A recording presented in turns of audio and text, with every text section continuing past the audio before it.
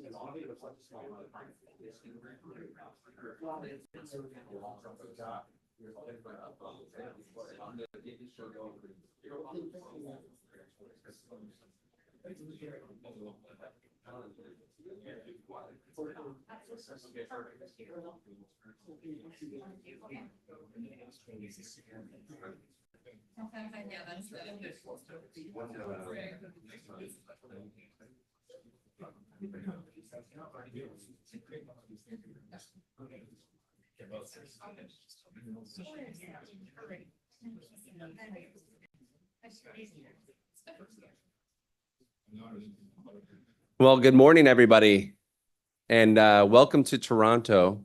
I'm Landon Darrence. I'm Vice President of Energy and Infrastructure at the Atlantic Council, where I have the pleasure to lead the Global Energy Center. And building on an opportunity that we had last year in Torino with the G7, we're extremely excited to welcome you to the Summit on the Future of Energy Security, a partnership that we have with Natural Resources Canada and the Munk School of Global Affairs and Public Policy. A year ago, we decided that we should have a presence at the G7 Energy Ministerial because it is a location where we can have shared impact. And the benchmarks and the agreement and alignment that we can design around the G7 becomes a baseline for freedom and prosperity around the world. But why think about energy security? Well, as many people can recognize, the world is thinking through what it means to be energy secure today. And it is a multifaceted topic anchored in national security, economic opportunity, political stability. And I think that means that it varies and it's distinct across regions. And so as we bring this multinational group together of like-minded countries, we want to explore these issues and find solidarity where we can to keep moving forward shared priorities.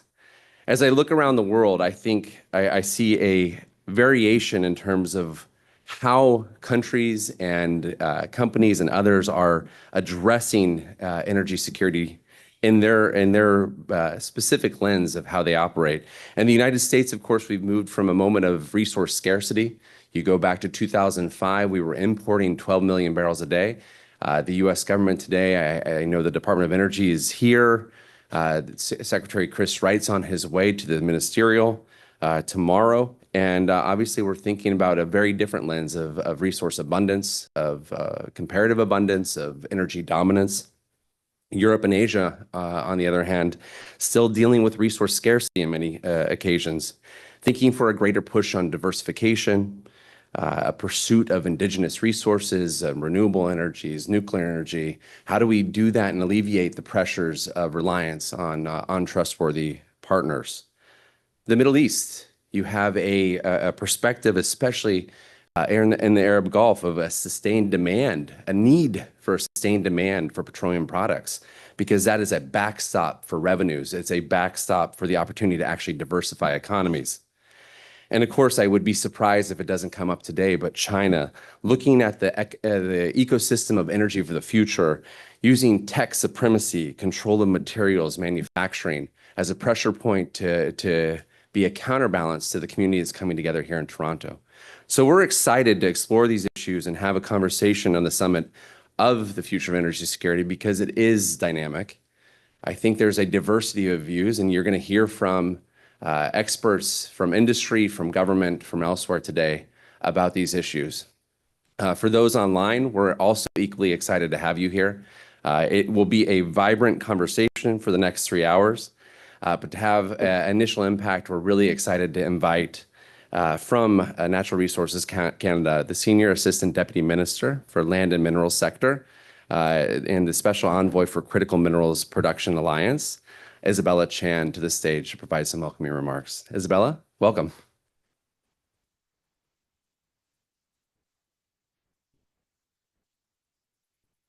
Good morning. Thank you so much to the Atlantic Council for having me here today. Acknowledge the land we're meeting on is the traditional territory of many nations, including the Mississaugas of the Credit, the Anishinaabeg, the Chippewa, the Haudenosaunee, and the Wada peoples, and it is now home to many diverse First Nations, Inuit, and Métis peoples. We also acknowledge that Toronto is covered by Treaty 13 with the Mississaugas of the Credit. As a Canadian, I thank the Indigenous peoples as stewards of our land for their traditional knowledge, cultures, and enduring contributions. It is an honor to stand before you today at the 2025 Summit of the Future of Energy Security. And as Landon noted, I'm Isabella Chan, Senior Assistant Deputy Minister of Lands and Minerals Sector and Natural Resources Canada. And I also have the special privilege of serving as Canada's Critical Minerals Production Alliance Envoy. And I've been working very busily with my Envoy colleagues, a network of colleagues in all G7 countries. On behalf of Minister Hodgson, who will be joining us later today, I would like to extend a special acknowledgement to the distinguished leaders joining us in the audience here today. Your presence and leadership in shaping energy policies and securing our shaped global future is deeply appreciated. Canadians, we value collaboration and partnership. There's no place more symbolic of this spirit than the G7, which originated in 1975 to address economic concerns from the oil crisis and the collapse of the Bretton Woods system. And today, we unite with optimism and shared resolve at a pivotal moment, a moment where our collective action can help reshape our shared future. In the midst of global uncertainty, including a rapidly changing global trade landscape and concentrated markets and supply chains, we are driven by a common purpose: defending our economic and national security in ways that result in both resiliency and prosperities across our societies.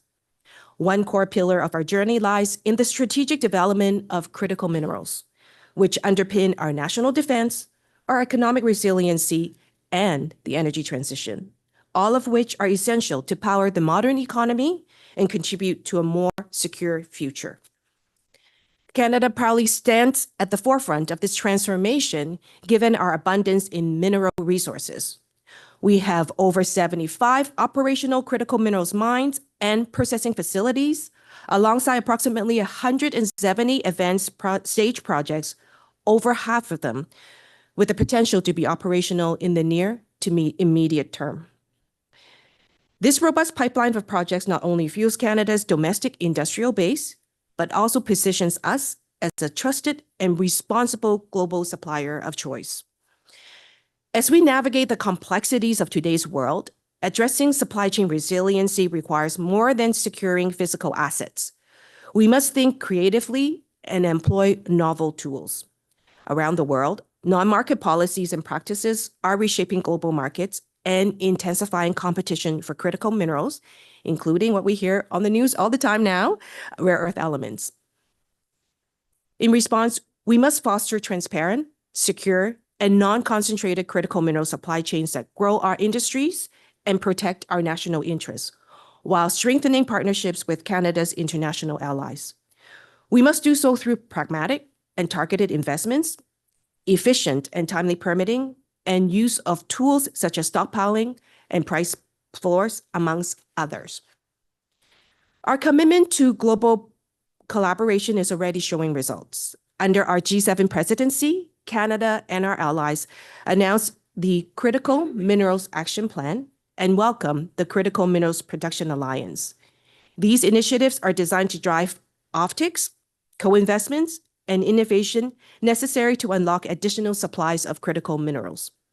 Together with our like-minded allies, we are advancing a proactive approach that will transform supply chain challenges into opportunities for shared progress.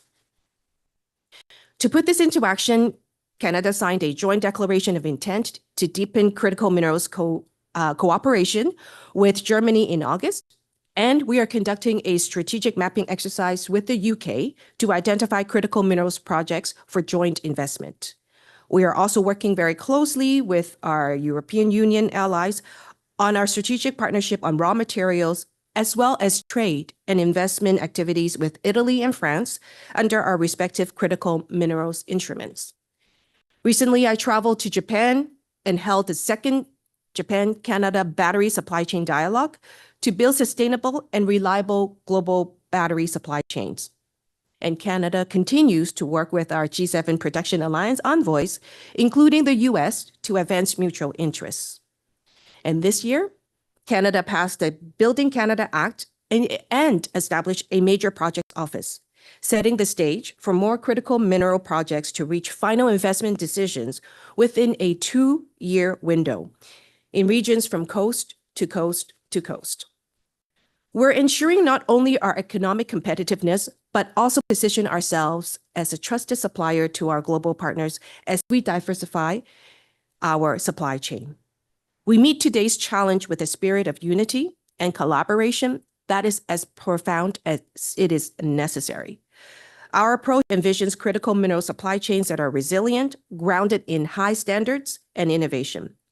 As we move forward with specific actions and commitments at the G7 Energy and Environment Ministerial, details that build on our Critical Minerals Production Alliance and Action Plan, we are laser focused on turning ambition into tangible actions.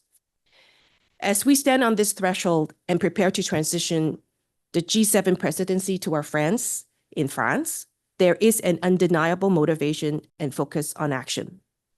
Our work reaffirms Canada's role as a secure, responsible, and reliable source of critical minerals required to bolster defenses, power the digital economy, and fuel the energy transition. We're paving a path that not only promises stronger supply chains and better economic opportunities, but also brings us closer to a future that sees Canada and our allies both prosperous and resilient. And with that, let me turn it back to Landon. Thank you very much.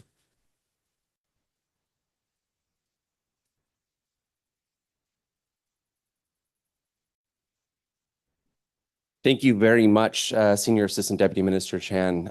Great remarks, and I think on a fairly dynamic area of growth, reflecting new energies and the complexity of the energy system going forward.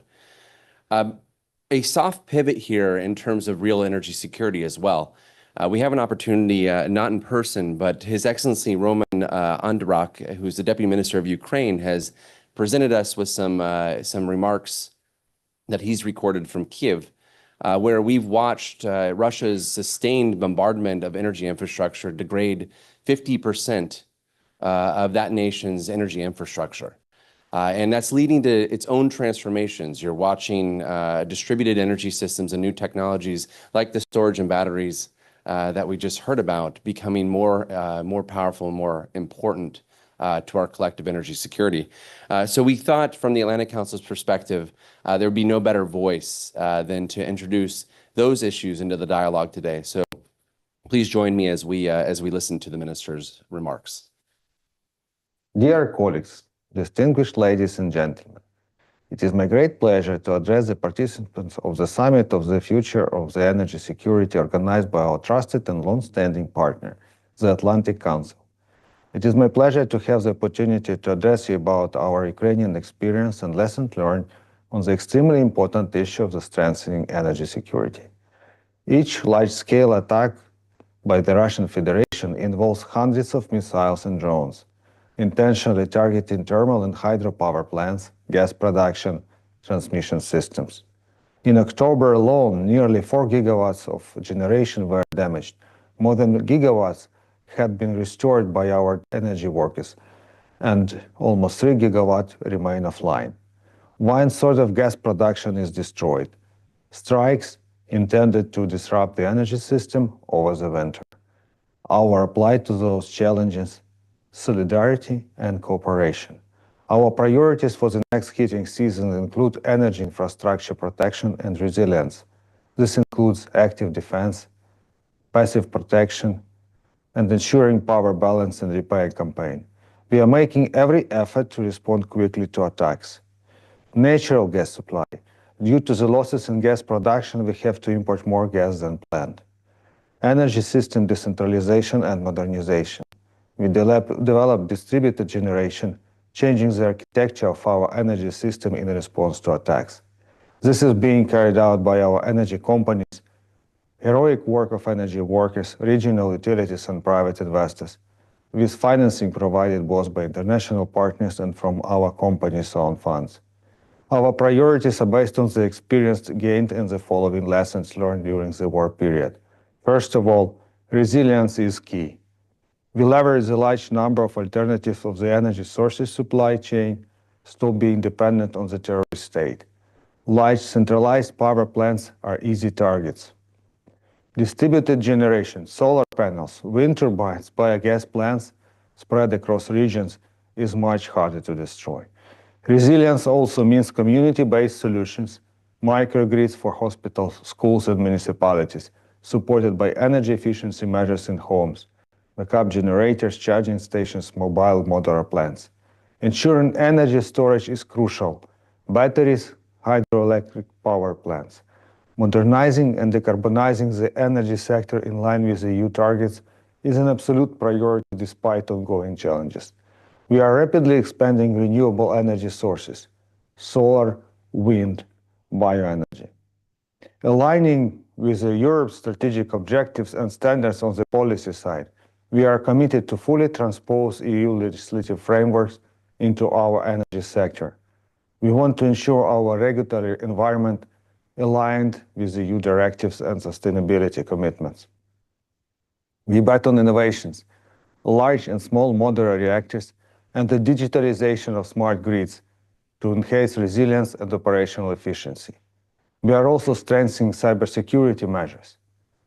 Dear colleagues, I would like to emphasize that Ukraine aims to address the energy trilemma, ensuring energy security, affordability, and sustainability despite ongoing hostilities. Accelerating and modernization of decarbonization of Ukraine's energy infrastructure, particularly in nuclear, renewables, and smart grids, is a top priority of our efforts. And of course, I would like to express my deep gratitude to all our international partners for supporting Ukraine and our energy sector in these difficult times. Thank you. Stand with Ukraine.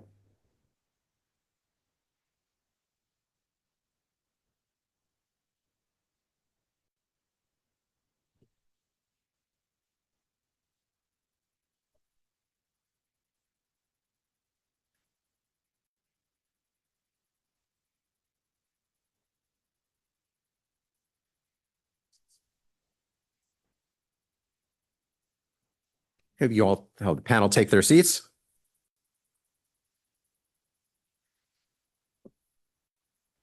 Great. Morning, everyone. I'm David Goldwyn. I'm chairman of the Atlantic Council's Energy Advisory Group. We're really delighted to have this panel here today.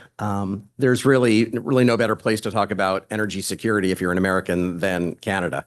We have a $151 billion trade relationship. We take a lot of oil, gas, and electricity. We send a little bit of electricity, gas, and oil in the other direction. In hurricane season, knowing that we get oil security by pipeline rather than by sea as a source of security. And people can forget, but when the minister talks about resilience, that ability to move back and forth, to be able to adapt to circumstances, to be able to deal with geographic differences, that's what energy security is. And everybody has their own definition of energy security. Mine is the supply of reliable, affordable, sustainable energy free of coercion, which is what you have in Ukraine. And that's what we have. And so this morning, we really got a terrific panel, to talk about energy security, not only in this area, but how you're doing energy security worldwide. So we've got every sector represented. So we've got Kendall Dilling, who is president of Pathways Alliance. That's the oil sands, essentially agglomeration. John Gorman from Westinghouse. Canada can talk to us about nuclear, but hopefully nuclear worldwide.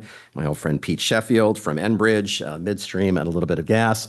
And then the esteemed Helima Croft, our board member and managing director and head of commodity strategy and MENA research at RBC Capital Markets, known to all of you, to talk about geopolitics. I'll have her last in the order. And we'll talk a little bit of what's going on in the world right now with Russia and Venezuela and other places, and how that will help, harm, or otherwise disrupt energy security. So we're going to jump right in, and I think, John, we're going to start with you and nuclear. A lot of news about nuclear. The new in the U.S. at least, nuclear is chic again. There's bipartisan support for it. Some of its plant life extension. There's a lot of enthusiasm about SMRs. Your big news yesterday, $80 billion U.S. investment for big nuclear. So I guess if you can take us a little bit of, in the next 5 years, both in North America and other places, what are we going to see in the nuclear industry, not just from Westinghouse, but what is this really about? How fast and what kind of nuclear are we going to see? And then I'm going to come back to all of you to ask you what the G7 can do to help your businesses work better. But start us off, John. Thank you. Thanks, David. And it's a real pleasure to be here with all of you today. Thanks to the organizers. David, I think the next 5 years are going to be a continuation of a very aggressive reemergence of nuclear as a central source of energy for the world. So I'll address that in a minute, just for everyone's awareness. So I am John Gorman, president of Westinghouse Canada. We are 100% Canadian owned by Cameco, the world's second largest uranium exporter in the world. We sit on the best uranium, most pure uranium resources in Saskatchewan. Very fortunate position for us. And our other owner, Brookfield, which is, of course, one of the largest alternative asset managers in the world. And I think when it comes to nuclear, they're probably the top one. David, to address what happened yesterday, because it's going to be relevant to my prediction here for the next 5 years. There was an announcement yesterday that Brookfield, who was driving this, had entered into an agreement with the United States government to invest $80 billion in the rollout of large nuclear Westinghouse reactors. 10 units of which they would like to see a shovel in the ground by 2030. So significant movement, certainly by the end of this administration. That's significant, right? You can't, having the United States step forward and present a very aggressive time schedule for the rollout of nuclear to support data centers and other needs is going to add to the very significant momentum we have globally here for nuclear. And when I think about the next 5 years, I think about the past 5 years. And I want to point out to all of you that 5 years ago, in the Canadian context, but I think this applies globally, we could not find a federal decision maker, minister, to say the word nuclear behind a microphone, right? And what we have today in Canada is our significant plans for the rollout of large and small nuclear. It's happening now. Ontario is the G7 leader, the G7 leader anyway, in terms of rolling out the first small modular reactors at Darlington in Ontario. The Ontario Energy Plan calls for an additional 15 gigawatts. That would be about 12 Westinghouse reactors being built out over the next short number of years. That is a very significant amount of nuclear, no matter how you look at it. Canada is a real market and a leader and regarded as such on the world stage. We see similar, different plans, but real pathways in New Brunswick, Saskatchewan, and Alberta. So all this to say that this momentum we've seen over the last 5 years has now been given a turbocharge by activity in the United States. And we're going to see this real engagement between the OECD countries and China and Russia in terms of that race for energy dominance in the nuclear space for all sorts of reasons that I think we're going to be, discussing in a broader context. And Canada has the opportunity now to be central to that, not only by virtue of its ownership of Westinghouse and the coordination and the de-risking, the sharing of best practices, the coordination of workforce and supply chain that we can have between US and Canada, but because we also have a great deal of pedigree in nuclear, including great experience on the can-do side of things. The demand is so great, we're going to require everything. And I would just encourage all of you to think about the fact that this can't just be a Canada play where we're thinking about how we're going to benefit from our own nuclear deployment. This is our opportunity to collaborate with G7 nations like the United States and be able to deploy nuclear around the world and bring energy security to everyone. Great answer. Thank you. Let me ask you one hard question as a follow-up. Cost and supply chain. So at least in the US, big nuclear has had serious cost issues, and some of that has to do with the supply chain, some of it has to do with how few large nuclear plants are built in the US.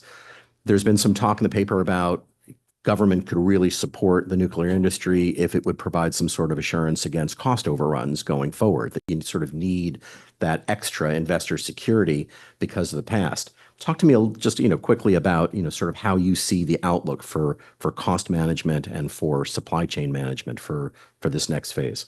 Yeah, I'd say, thanks, David. I'd say two things. One is we have a lot to learn from China, and we should be watching them closely.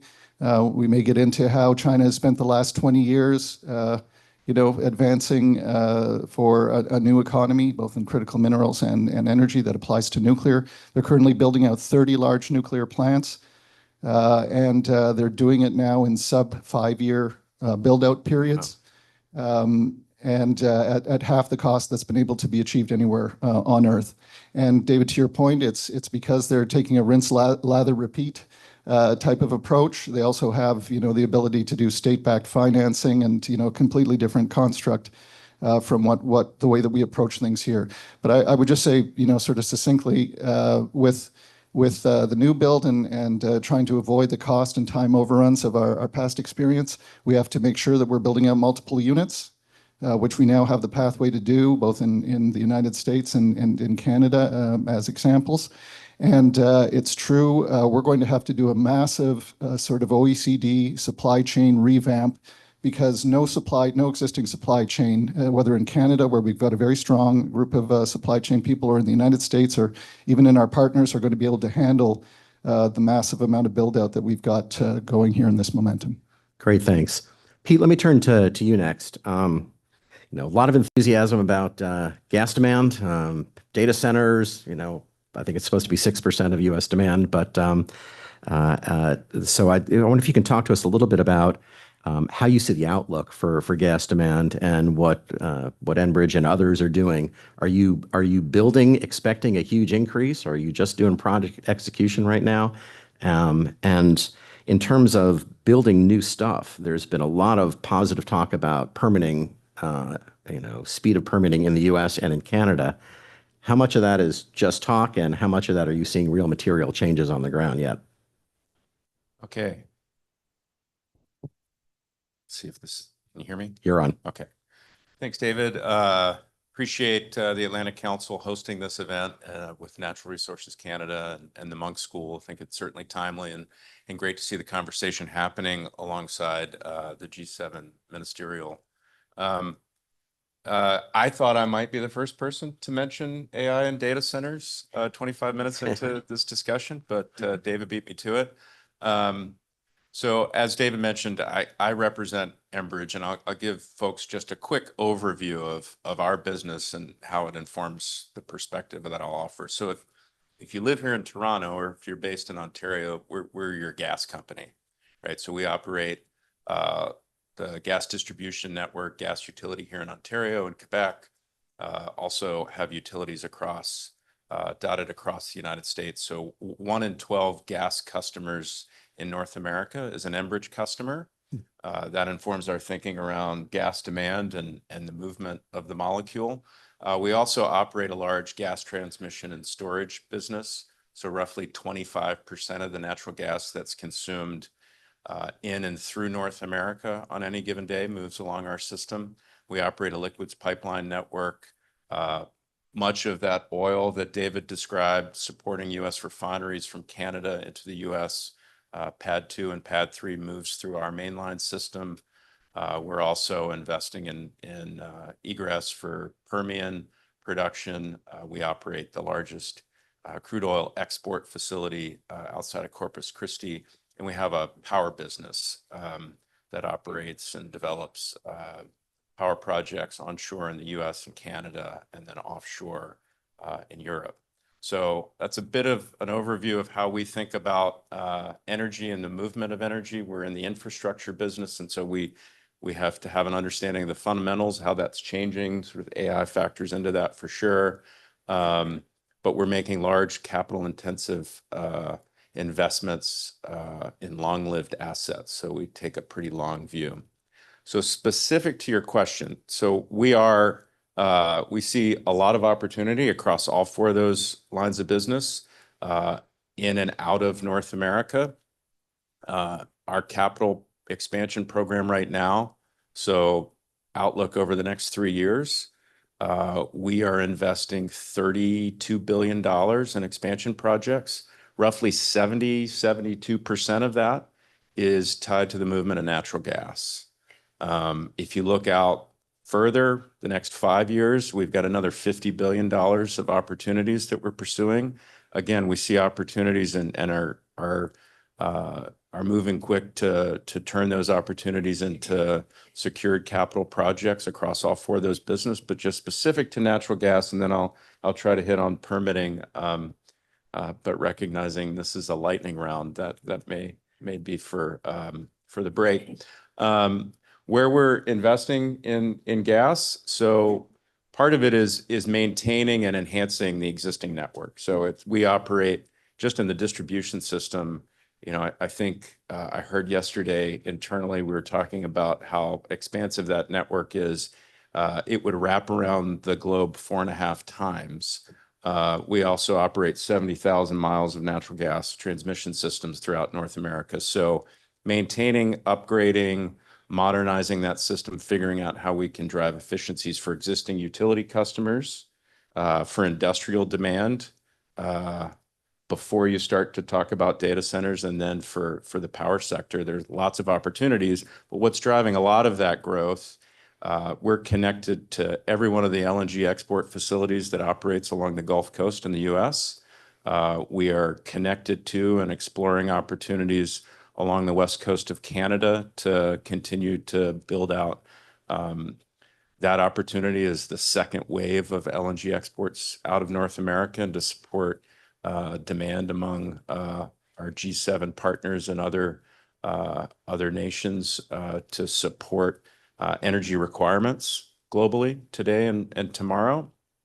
And then on the data center side, yeah, you said 6%. Somebody else would say 15%. You know, I think what seems to be very real is, I think, just, you know, among some of I think the 5 largest players in terms of their infrastructure investment committed to energy for data centers and AI in the US alone in 2025, that number is close to $400 billion.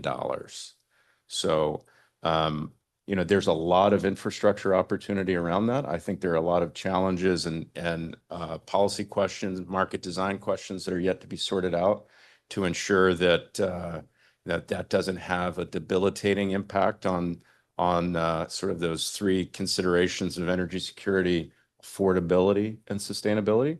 But there's lots of opportunities for gas throughout North America. I think also, as we think about kind of the next tranche of growth, even in our distribution business here in Ontario, the discussion earlier around critical minerals and the mining opportunities, also is quite inviting in terms of what we can provide and offer for a fit for service solution to provide natural gas to support and sustain that growth opportunity. Permitting quickly. Yep. I do think, we are in a moment where there's sort of this sobriety around the need to build things, the opportunity to leverage from a North American perspective, the natural resources on offer, and to further integrate our economies, but also in a Canadian context, potentially to gain more market access to other global partners. And that's really encouraging. I think we've seen a lot of early positive signals from a North American context, certainly in the US, a focus on efficiency, clarity around permitting decisions, and some early positive signals in Canada as well. This government moved very quickly to enact Bill C-5 to rationalize and bring a bit of structure to what needs to be, from our perspective, a very transparent, predictable, and efficient process to attract capital and the necessary investment.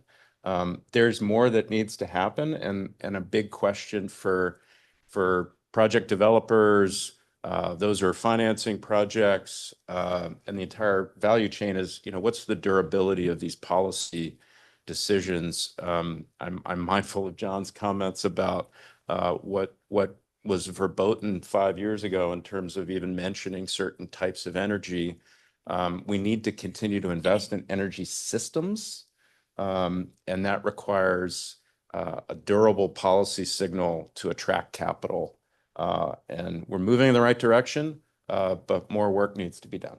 Well, it sounds like you've got a wish list. I'll come back to everybody with their wish list in a lightning round, but let me move to Kendall Dilling and Pathways Alliance next. There's been a lot of good news and some bad news in the oil patch. A lot of growth from the Canadian oil sands sector over the last 5 years, but we're looking at $60 WTI, and President Trump would like to drive that even lower for reasons which are baffling the U.S. oil patch, I think, a little bit. But so I'm curious about two things. One is, what is the outlook, I think, both in terms of production growth and infrastructure for Canada? And given the atmosphere that we're working in right now, how much is Canada looking abroad, to other countries outside the U.S. for future markets? Yeah, thank you, David. Thank you to the Atlantic Council, Monk School, and Arcan for this hosting us today. So we've talked a bit about nuclear, natural gas. We'll kind of round it out here with the oil story. I think similarly, for the last decade, probably you didn't say the word oil in polite company. That's definitely changed now. I think we're into an era of more pragmatism about the realities of global energy needs and geopolitical security and all those kinds of factors, purely from a market perspective. The outlook is strong for oil, and I'll say particularly heavy oil, which is what we produce in the oil sands. Non-industry people don't usually distinguish between types of oil, but even though the peak oil and the demise of oil has been being called for a long time, typically people are thinking about light oil in that context, which is your primary feedstock for gasoline. And everyone's got their own crystal ball on timelines, but at some point, with EV penetration, you would expect to see that market kind of peak. And, our forecast would suggest that even, in terms of North American demand, we do expect that to peak at some point in the future. But heavy oil is a different market, and it's a preferred feedstock for things like diesel and jet fuel and petrochemical products. And those are much longer term and resilient markets, both in North America and outside. And the oil sands barrel is particularly well suited for those markets. And, when you look, there's just a certain reality that's very germane to the G7 conversation in terms of where the big sources of heavy oil are in the world, who could meaningfully step up and meet that global demand. Certainly the Canadian oil sands is one. The others would be, Russia, Venezuela, Middle East. And so, in this audience, I don't need to talk about the implications of that. And so I think, in a North American context, the U.S. Gulf Coast is, starting to run short of heavy. Mexico's production has fallen off a cliff. Venezuela's always got challenges. So, there's clearly demand in that market. And then to your question, and now that we've got TMX off the west coast of Canada, we've been, testing markets around the world, particularly in Asia. And it's incredible, actually. And in Asia, there's a lot of what we call complex refineries, which are really refineries / petrochemical facilities. And as we've got our first cargoes of Canadian heavy into those facilities, they love it and are hungry for more. It is a great feedstock for those complex refineries. So bottom line, David, is, I think there's a lot of global demand, and we expect that to be long-lived. And, obviously think Canada is very well suited, not only in terms of the quality of our resource, but even from a geopolitical perspective in terms of working with allies. We think we would be a preferred supplier of oil in that scenario.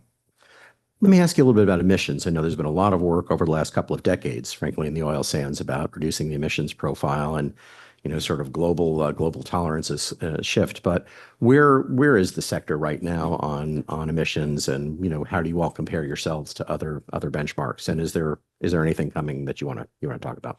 Yeah, thanks, David. I think that's really important that not get lost in the conversation that we're having today, more around urgency of and need for energy strategically. The environmental lens remains very, very critical. When I first started in this role several years ago, I had to constantly defend why we would invest in decarbonizing oil production, because there was a view that oil was going to be gone in a decade or whatever, and why would you make that investment? Now I'm making the same arguments, but to a different question, which is, why would you invest in emissions abatement? Because nobody cares anymore. And, we really don't hold that view. Our thesis remains that this is a long-lived industry. And even though right now maybe there's been globally a bit of a pullback on the climate agenda, oil sands is everything we do, we think long-term. If we were to start today to develop a brand new greenfield oil sands development, that's probably a decade out. And then you expect that to be a 20, 30, 40-year project. So we're thinking in decades. And we know that over the long term, to be competitive, to access global markets, you're going to have to compete on both cost and carbon. And we've been quietly doing great work in the oil sands. In fact, just this week, it's very timely, S&P Global came up with their 2024 update on oil sands emissions. And we're now at 57 kilograms a barrel. That's 23% decrease over the last decade and a bit. And frankly, are very competitive right now on a carbon intensity basis with any heavy crude stream in the world. And we have still great ambitions with carbon capture and storage and these other projects that we continue to invest and advance in. So again, in the long term, we think we can compete on cost, and we believe we'll have to compete on carbon, or we will eventually get squeezed out of markets. Great, thank you. Helima, let me turn to you. A lot of enthusiasm about, potential supply and potential demand, and sometimes the world cooperates and sometimes the world intervenes. So there's so much going on right now, sort of an expectation of an oil price overhang, but the potential of a disruption because of Russia sanctions or military action in Venezuela. So can you give us a little tour d'horizon, sort of where is this market going? Where do you expect significant changes or disruptions? Well, first of all, I want to thank Natural Resources Canada, the Munk School for hosting us, and Landon for doing such an exceptional job with the Center at the Atlantic Council, like bar none, the best energy research center in the world. David, we have been talking about these issues for like 20 years. Like, I met you 20 years ago on a task force on energy and national security. And we were discussing on that task force report, like how much to talk about sort of Russia's pullback from what we thought was a trajectory to being a more open country when they were part of the G8 to get to where we actually are sitting right now. Actually, Venezuela was starting its decline as well. We had Hugo Chavez in power when we wrote that report. Now we're talking about, is there sort of an end to this sort of revolutionary moment in Venezuela? Are we talking about regime change? What would that mean for investment? When it comes to Russia sanctions, we had this conversation last night. I actually think the sanctions on paper are meaningful. People who say Russia's been managed to evade sanctions since the invasion of Ukraine. I would say we never seriously sanctioned Russian energy. There was a reason why we never imposed blocking sanctions on Rosneft, on Lukoil at the start of the war, is because we wanted to keep Russian oil on the market. Every sanction we did initially, when we sanctioned the G20 with central bank, the first time we sanctioned a G20 central bank, when we sanctioned the major Russian financial institutions, we carved out energy. And when the Europeans went forward with the sixth package of sanctions and banned the import of Russian seaborne oil into Europe, but more importantly, had this services ban, essentially saying no European service provider can move Russian barrels to third markets, that's why we did price caps. We did price caps to ensure that those barrels would move to India. It was essentially designed to prevent inflation from a major disruption of Russian oil. Yes, we wanted it to be at a lower price, but I would argue the primacy of price caps was to keep Russian oil on the market. If we thought that these were useless measures, virtue signaling measures, we would have done them initially. So I do think on paper, essentially saying to a refinery like Reliance that you no longer can have your 500,000 barrel a day agreement with Rosneft, or you can lose access to US capital markets, on paper, that is material. If you are Çırpas in Turkey, and again, it's your choice. Do you want to access US regulated financial institutions or take Rosneft and Lukoil barrels? I think the choice will be, I want to still deal with US regulated financial institutions if we enforce it. If we enforce it, I think these sanctions are material. Yes, independent Chinese teapot refineries will not be part of this mix because they are not part of this sort of global financial order. But Sinopec is. And so I do think that you could see if we're talking about, is it 1 million barrels potentially of Russian crude that is struggling to find a home, 1.5 million if we enforce it? Yes. Again, it all comes down to enforcement. And the reason I think they went forward with this really harkens back to our keynote speaker, talking about what Russia has been able to do to Ukraine.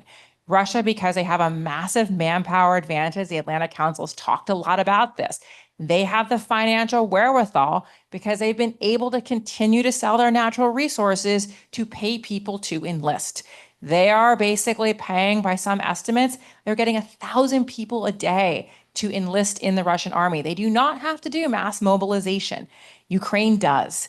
And so that means that Russia is not losing. We may be in sort of a stalemate, but they're not losing the conflict. And when you listen to military experts that have been brought into the Council on Foreign Relations, some of the, forecasting they talk about by, 12 months from now, if you don't cut off the Russian war ATM, are pretty dismal in terms of what Russia can take a year from now. Can they get all of Donetsk and Luhansk at a cost of 50,000 soldiers? Possibly. We've heard some military experts talking about them moving as far as the Dnieper River in 12 months' time. So the question is, do you want to go down that path, or do you want to try to curb the flow of funds that are enabling this war dynamic to continue? So I think that is the choice facing a Trump administration. I've heard senior Trump administration officials express new resolve to try to be serious about sanctions enforcement, also going after the dark fleet, those type of measures. Time will tell. I think the market is skeptical because I think the market believes that price caps, again, were designed to sanction Russia, not to enable Russian barrels on the market. So I think there's a lot of market skepticism. Also, they see Iranian barrels on the market and say, you know what, you're not really taking Iranian barrels off the market. Again, I would say that we made a choice to go soft on sanctions enforcement on Iran, again, because we wanted a well-supplied market. Again, that does not mean you can take every barrel off the market. Barrels do find their way around. But again, if you rigorously enforce it, it doesn't mean that the impact is minimal. And then we get to a situation like Venezuela. And I think Venezuela, if we did have some type of change in power in Venezuela, I actually think the market might initially think that this is very bullish for oil. They'll think that, very bearish for oil initially, that essentially bullish for companies, that essentially, like a light switch, will remove all sanctions, Western companies will be able to go back in and we'll be talking about the renaissance of the Venezuelan oil sector. I would just say that, as you know, David, you know Venezuela so well, it will be a long road back for Venezuela. I mean, we've been talking about the crisis in Venezuela for 20 years. This has not been a 12-month crisis. And so encouraging people to return to Venezuela, rebuilding infrastructure in Venezuela. I mean, people talk about like the need to get small arms out of circulation in Venezuela. It has human development indicators, a country like a conflict situation. So the question is like, who's going to invest? The debt restructuring of Venezuela, extremely complicated endeavor. Someone's going to have to lead on this and pay for this. But I think there'll be some initial optimism. But the other thing I'll say, and I know we don't have much time, is I think the foreign policy angle of Venezuela is going to be fascinating as well, because who's operating in Venezuela? Rosneft is operating in Venezuela. You go to the PDVSA towers, they have significant number of floors in the PDVSA towers. China has been a major lender to Venezuela. So it's going to be a very interesting turn of power situation in terms of, does Russia and China, do they want to give up that satellite in our hemisphere? Let me quickly come back. That was terrific. Let me quickly come back to you on China, because you said if sanctions are enforced, could be 1 million barrels. But it seems to me that really the fulcrum of U.S. policy towards Russia isn't Russia and isn't Ukraine. It's China, which is, if we threaten secondary sanctions for people who import Venezuelan oil, Chinese are getting it at a $30 discount. Threatened India about importing Russian oil, but there's no mention of Russian oil in the U.S.-China talks. So we're kind of making China great again with all these discounted oil supplies. So do you think that the Trump administration is ready to enforce these kind of sanctions against China? And if not, is Chinese demand going to be Or, continuing to drive the David, market? is this the art of the deal? So I think it's an interesting conversation when we talk about like trade negotiations. How much this administration has put U.S. energy at the center of trade negotiations. And so is there the sort of possible, when we talk about a potential US-China deal, what is the energy component of that? Is there like a conversation about, we want a reduction in Russian imports for X in return for, US supplying into that market? Certainly, we've seen it with the European negotiations, energy at the forefront of that. As we go into talks with India, again, we expect US energy to be part of the negotiations. And so I do wonder, is the part of the formula that they're thinking about when it comes to Russia in the negotiations is, obviously you're not taking Russia to zero, but is there scope for US barrels to potentially back out or play a role in backing out in some of these countries? Again, it's not going to be a perfect 1-for-1. There's going to be conversations about how much additional you can get from countries like Saudi Arabia. But the last thing I'll say is that we're in a low price environment right now because there's the narrative of like, oil on the water, the glut is coming. But if you did have, again, like a enforcement mechanism on these sanctions. And again, I do think for some of these companies as well, just the like language on this is going to force compliance departments to be like, I don't really want to deal with this right now. So I do think we're going to start to see companies backing away. But if there's a significant 1 million to 1.5 million, if we turn to the Saudis, the problem is OPEC has been putting barrels on the market. President Trump has been like successful in getting more out of OPEC. But the problem is, the more you get out of OPEC, the less there's left if there is a problem. Great, thanks. Well, we've got about 3 minutes left, 2.5. So I want to do a lightning round with the remaining panelists. We're here on the margins of the G7, the Atlantic Council. The thing we like to do best is give gratuitous policy advice to policymakers and tell them how to do their jobs. So, to put this diplomatically, because you all represent companies, what is one or two things which you think governments, G7 governments, the US, the Canadian government could do that would help accelerate and drive your business? And feel free to mention tariff removal or anything else that falls in that category. We'll go in the same order. John, we'll start with you. So this is a broader question, right, David? Policymakers almost globally, right, or G7, OECD. Look, I'll go back to what I think is going to be the reality and certainly one of the biggest challenges, and that is we're seeing a renaissance of nuclear, which for interesting reasons I think is unstoppable at this time. There is a very pronounced need for the OECD countries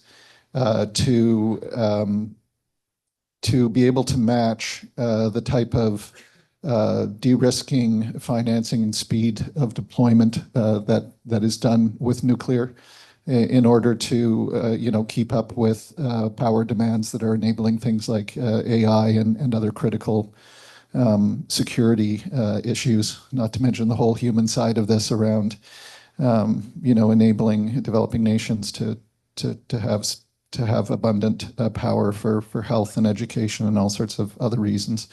So this is my advice would be that we have to collaborate and coordinate and be able to find the solutions, a sort of Western or OECD type formula for being able to match the speed and scale that we're seeing in China and Russia. Super, thanks. Pete, lightning? Yep. Just real quick, a couple thoughts. So we operate in 5 G7 nations, so we think about this a lot, and there's gas that moves through our pipelines that flows to the other 2 and many other countries.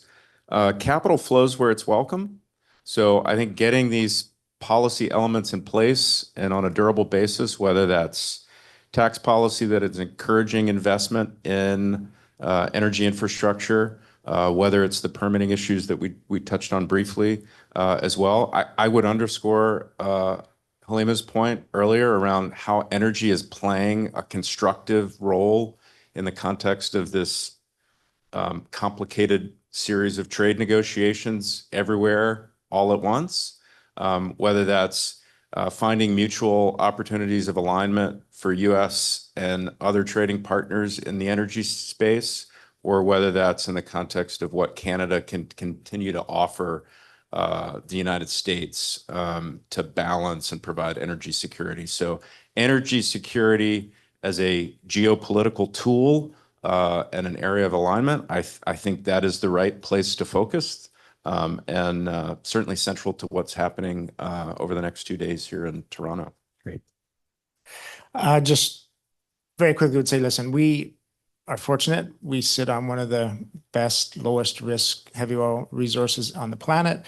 We know how to develop it. There's almost zero technical risk. We just need to apply the capital and the resources and get to it. The world wants it. I think our G7 allies would love nothing more than to see us producing that and serving those markets. This will take a decidedly domestic tone here, though, in response to your question. We're the only ones that can get in our own way, frankly, and we did a pretty good job of that over the last decade. Yet, as we heard from Enercan this morning, I think there's been a real change of tone in Canada. Bill C5, there's an incredible focus on getting big projects going, getting the economy going. And but I also understand a healthy skepticism, until you actually prove that you can do it. And we just got to show that Canadians still have some grit and we can do big things and can just stay out of our own way.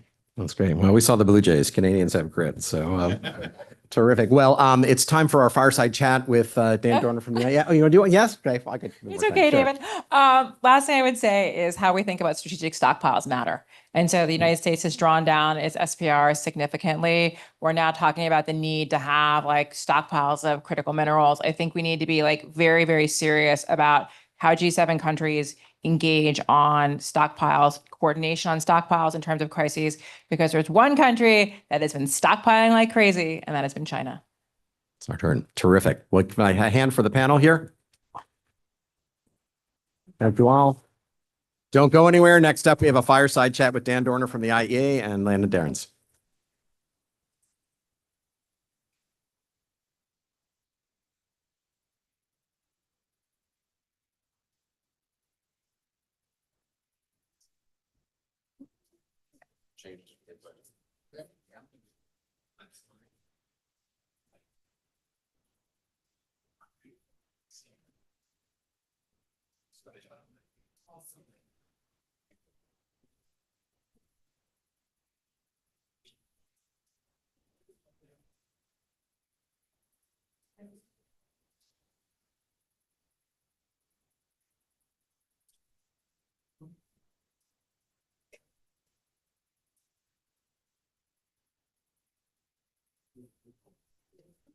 Yeah, let's match our pictures. Yours is nicer. Well, ladies and gentlemen, we're going to keep the conversation going. A year ago, we had the opportunity to have the executive director of the International Energy Agency join us for our first summit with the G7, the Summit on the Future of Energy. And it's a pleasure to continue that conversation, have an opportunity here to be joined by Dan Dorner, who's the International Energy Agency's head for strategic initiatives and a Sherpa to, I believe, the UN and programs like the G7 here. Dan, it's been a long-term relationship. You can't work in Washington, D.C. and not have a partnership with the International Energy Agency. And I personally have a history of thinking through energy security with the IEA and my capacity previously in the U.S. government. So I'm excited to be joined by you here today and welcome. Thanks so much. Great to be here. So I was with the International Energy Agency earlier this year. We met in London to have a conversation on this specific issue. And so I'm interested as we come off a conversation on kind of defining the broad slate of energy security issues, and I think we saw quite a show of force. It's technological issues. It's a need for a build first culture as new technologies and then artificial intelligence enters the market. It's the hard security of Ukraine, of China, of sanctions, and I'm curious to have your take as not just moving from London to the G7 Ministerial here, and then the next G7 Ministerial that'll happen in France. How is the International Energy Agency scoping the story around energy security and prioritizing energy security in that context? Brilliant. Thanks, Landon. And look, it's great to be here, and always great to know that the IEA and the Atlantic Council are once again moving in lockstep in focusing on the future of energy security, and good to be here at the Monk School and to join you all here today. I think when we look back over the last few years, we all know here very well in this room that we have faced, confronted, tackled a large and diverse range of energy security events, possibly most poignantly and most tragically in Ukraine, as was touched on earlier by the deputy ministers. And I think from a political standpoint, that means that energy security as an issue is more and more making it to the leaders' table. Again, as we saw in the G7 earlier this year in the context of the Critical Minerals Action Plan as one great example. But I think one of the key reasons for bringing together 60 countries, 50 CEOs in London, kindly hosted by Prime Minister Keir Starmer and the government of the UK earlier this year, was a recognition that in this context, with all of these events happening, we needed to make sure that we were both paying very close proactive attention to energy security in each part of the system, but also starting to really map out and take a much more holistic approach across the system as a whole. Because the interactions, interconnections, and interdependencies are evolving very quickly and in many cases growing. So this holistic approach is really, it's very complicated, and it's an agenda that we're going to have to carry forward now and for years to come, because we need to make sure that we don't lose sight of the traditional energy security risks that we've all been working on for very many years. But we can also see an evolution happening in very many spaces as well, such as electricity security, as many countries are moving increasingly towards an age of electricity, with electricity being even more central to both their energy systems and their economies. And really these emerging risks such as critical minerals, which is going to be such a big part of the discussion here today, but also during the G7 presidency, also the interaction between AI and other sources of demand and how that's going to impact on the energy system. So I think you're really trying to map out this whole system, this holistic approach, because it's those pieces that we don't see or we don't understand fully that could come back to bite us. We want to make sure that doesn't happen. And I think across all of those areas, our executive director really highlighted what he thought were three kind of tried and tested golden rules of energy security that have served us well in eras of the past, the present, and I think so in the future too. Diversification, absolutely critical, should go without saying, but it's not one that we can take for granted. And there's certainly areas, as we're touching on, of concentration that need proactive efforts to make sure that that's dealt with. And then predictability. The energy sector always invests huge sums of money over long periods of time. And we've seen that is, we need to make sure the policy environment is predictable, the investment environment is suitable to keep the cost down for those investments and to give reassurance on the returns on those investments. And then international cooperation, which again is very much speaking to the G7 meetings happening here in Toronto, very much speaking to the cooperation that's being built around critical minerals, because it is an interconnected global energy system and none of us are fully independent of one another. And so the role of the G7 and other collaborative fora remains absolutely crucial. So I want to connect some dots in terms of the systems approach you're talking about and these golden rules. When I was in the White House in 2018, 2019 in particular, we had the ab cake attack, right? And you look at the most acute, overt issue of oil market security that we had been planning for decades. And it almost passes with the blink of an eye, and a lot of credit to international partnerships and the Kingdom of Saudi Arabia and its response rate to that. But that upends now the culture in which we initially sought to build our security establishments around. So if you're looking at a systems approach, and obviously you alluded to the fact that you continue at the International Energy Agency to look at oil market security, but now you have to think about security in a different lens. How do you prepare? What does diversification look like in the context of policy in Paris as you sit down and say, okay, the power markets now take precedent, critical minerals now take precedent?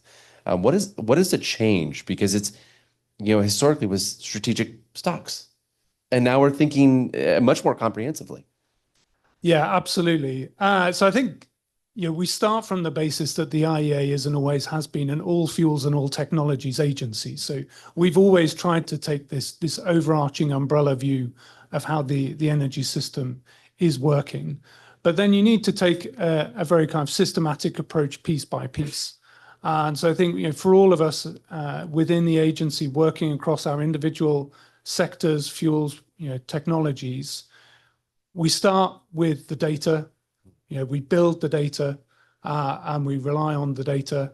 We take that into the analysis, the insight, the policy advice, the best practice, building the systems and the processes together with our member governments and partners, bringing together the collaboration and the cooperation. So it's making sure that in each of the individual areas, you have all of those pieces that you need, starting with the data. And then you make sure that once you've got all of those pieces, and I think when we look at some of the emerging areas, we don't have all of those pieces, or at least not as good as we need them to be. And then you start to look about how they all interact, where the tensions are, where the opportunities are. Because I think we can see the efforts that we've put in. I mean, I think the electricity security might be a good example, critical minerals absolutely another, but electricity security, a few years ago we were pushing the need to prioritize much more investment in grids. And it had been a topic not talked about, not focused on for very many years. Now it's one that people, I think, take for granted and realize how important that was. We've already talked about the fact that nuclear is now a conversation that can be had again and is being had very often. Again, another one where we're saying we need to put much more focus and attention on this, and then start to build up these pieces and start to make sure that these things are not ignored or overlooked, because they're all important, they're all pieced together. And as I say, we then look at the new drivers of demand on the electricity side. And just earlier this year, we put out our energy and AI report to try and help people understand what the demand growth profile may look like, what the interactions may be in terms of energy needed for AI and the role of AI in terms of the evolution of the energy sector. So I think we look to build it up kind of piece by piece and make sure that both we as an agency, our member countries, and through other collaborative fora, that the attention is really being put where it needs to be. Well, with a decade or more of history at the IEA, and knowing that you were a WEO, a World Energy Outlook whiz for a long time, still are, I want to pick up on that demand signal because it deals directly with the international cooperation and the ideas of energy security as well. So this third golden rule of the IEA that you talk about here on international cooperation, it's telling that right now you're opening up or celebrating in Singapore this expansion into new markets and have a corporate headquarters there in Southeast Asia. The demand signal from the IEA has waned over time, and the composite of formal member countries is changed. And so, can you build out a little bit more about why international cooperation in this context becomes one of those elements of the Golden Rule, and in the context of the security side, and how you're thinking about bringing harmony between very disparate national interests? Yeah, absolutely. I think can be disparate national interests towards a common goal. I mean, I think the summit earlier this year that we had 60 governments, way beyond IEA membership, and from all parts of the world and all stages of energy and economic development, who wanted to come and have 2 days of intense discussion on energy security because they saw the relevance and importance of it for themselves and for working together with others on it. And I think we see that in that summit. We've seen it in the G7. We've seen it in the G20 just recently, where again, there was a focus on trying to think about how African countries can capture more of the benefits of their own critical minerals, their own natural resources, getting up the value chain there. And I think that I think there is a lot of common interest, even if they're coming from slightly different perspectives. And then I think, for us as an agency to serve our members best, we really need to be able to see that whole global picture, be it, investing our time and effort to make sure that we could bring the best data and analysis on China, on India, on Africa, on Latin America, on Southeast Asia, which has just gone from strength to strength over the last few years. Because if we can't see that whole picture, then there's always a risk that we're not giving governments and industry the best advice. It does seem there's an area of common interest that we've heard about already in the context of the G7 today, and I want to deep dive a technology. We had the special envoy for critical mineral partnerships, Isabella Chan, here giving keynote remarks earlier. Critical minerals are on the scope for the G7 docket. It's also on the scope for the IEA and thinking about this next generation of clean energy supply chains. And so let's do a little bit of a deep dive in terms of how we're addressing that acute issue moving forward. Are we on the right track? Do we need to do more? What are you looking for from success in the G7 side? So we're absolutely on the right track. I think one of the things that we all feel in this particular moment and juncture is the political urgency.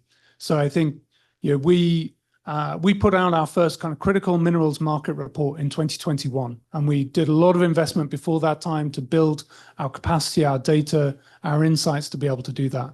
We had a global critical minerals summit in 2023, and we've been trying to really highlight the amazing concentration risks when it comes to critical minerals, from the mining through to the refining, and trying to make sure that people understood how big a risk this was.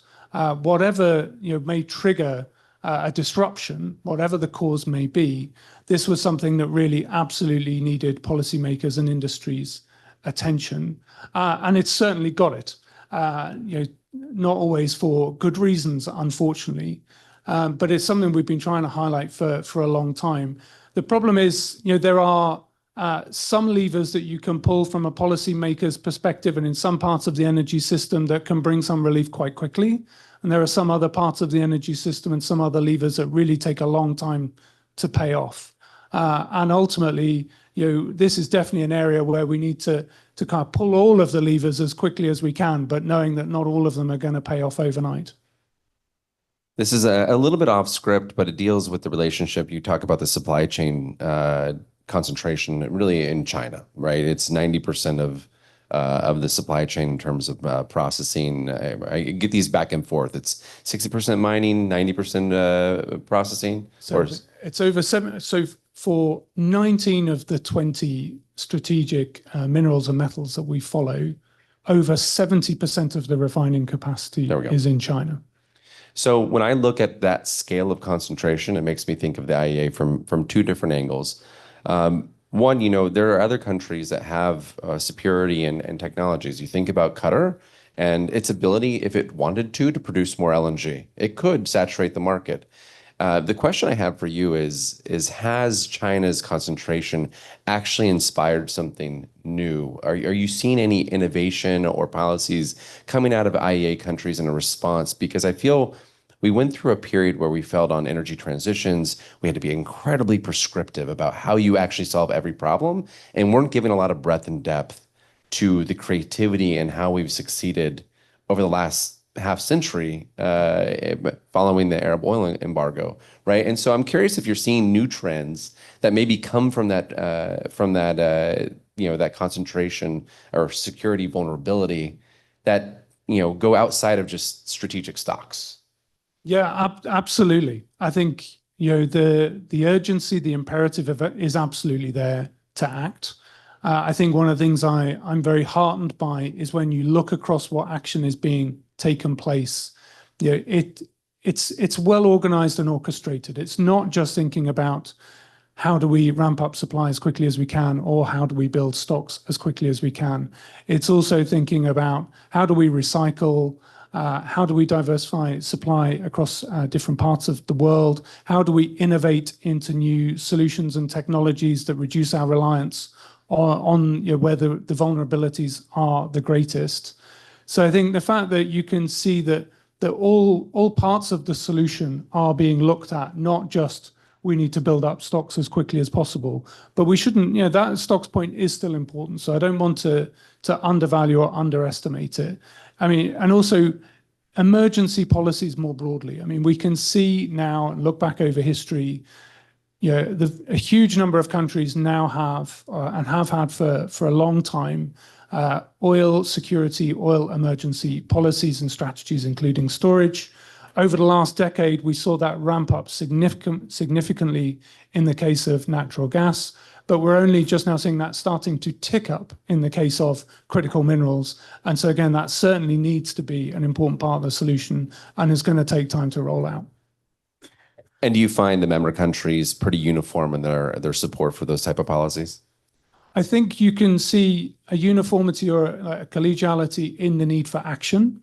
I think you can see that countries are often in a different place, in a different space about what action they feel that they can take or how quickly they can take it. Next year, I already alluded to this, the G7 will move to France and continue this progression. That's home turf for you. So I'm interested, building on what you've already achieved earlier this year in the spring in London, here being in the G7 and being part of the dialogue now. What does success look like? This is very much a progression. It doesn't happen in a snap. And so talk to me about where we should be and your expectations a year from now. So you're absolutely right in saying that it's a progression. So I think in kind of international cooperation, we're often thinking about the stepping stones and moving from one stone to the next, because while the political imperative of the day may change from one meeting to another or one presidency to another, the actual action, implementation, the change on the ground takes much longer and needs continuity across meetings, across presidencies.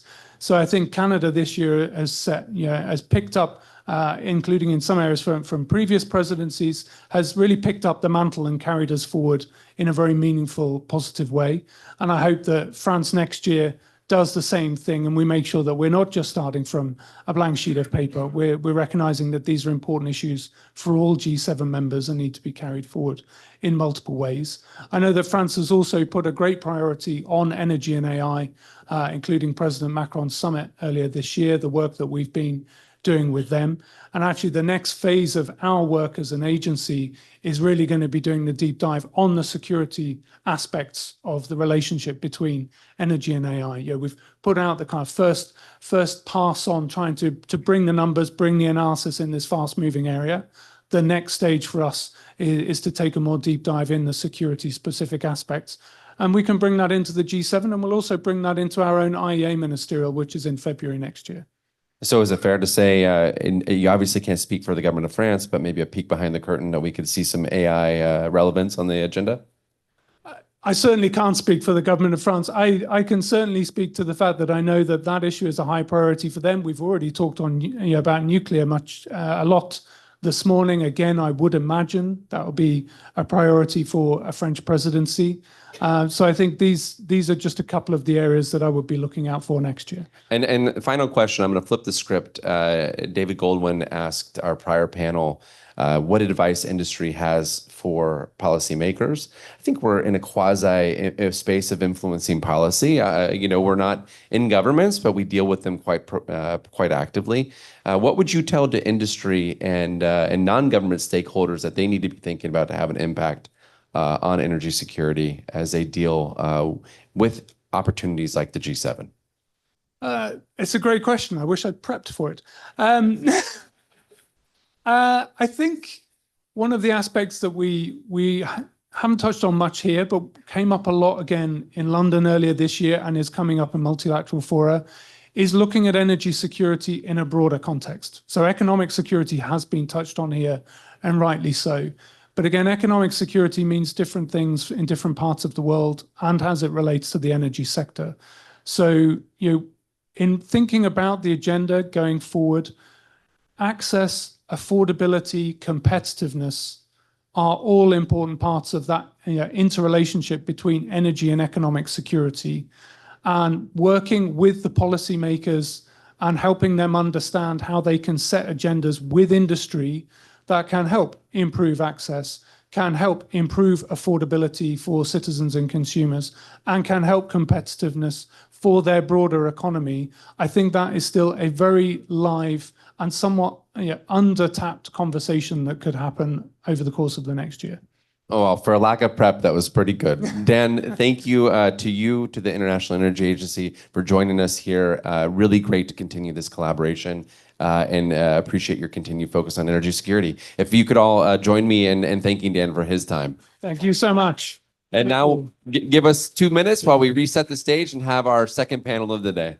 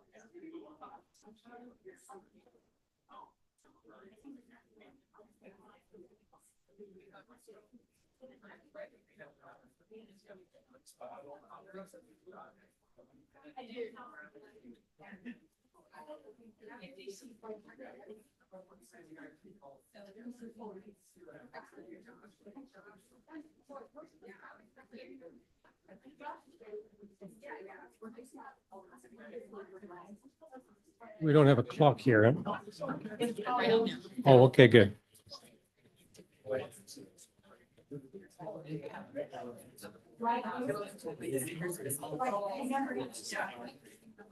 Okay.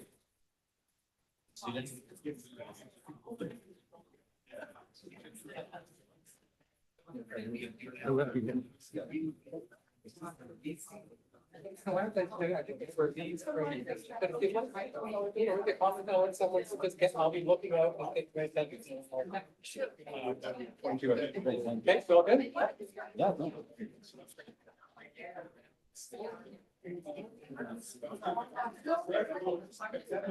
Okay, welcome back, everyone.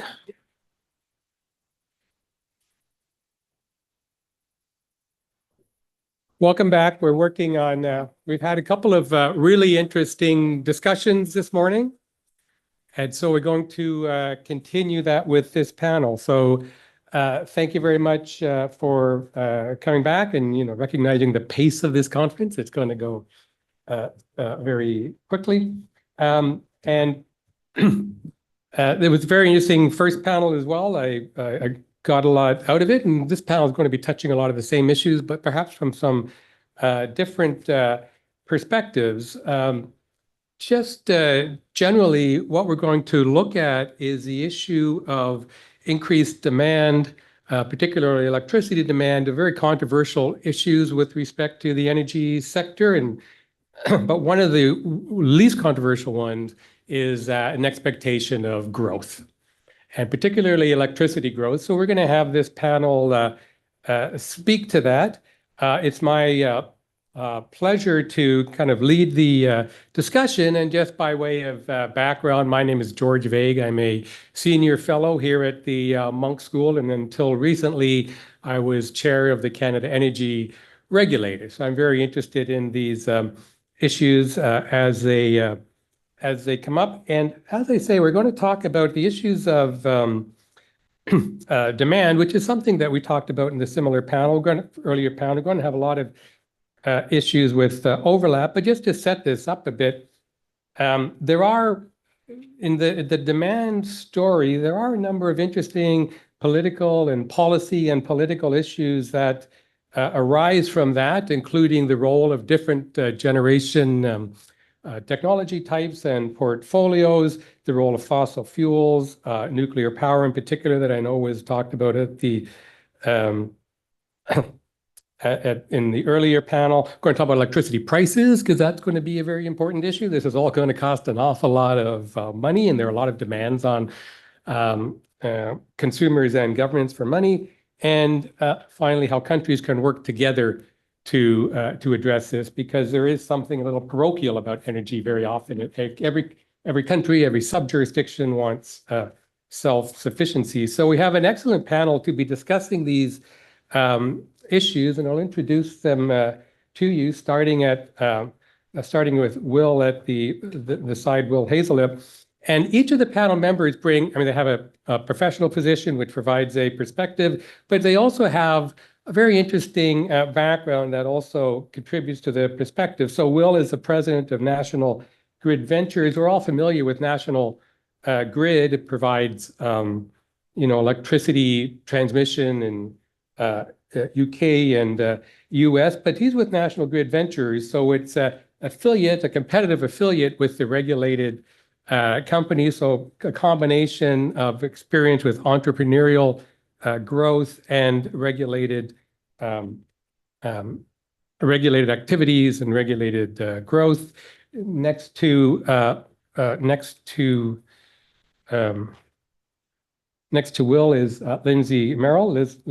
Lindsay's from Engine Number One, which is an investment firm investing in companies pursuing innovation and reindustrialization. And before that, she had 15 years in the US government at the Pentagon and at the Treasury.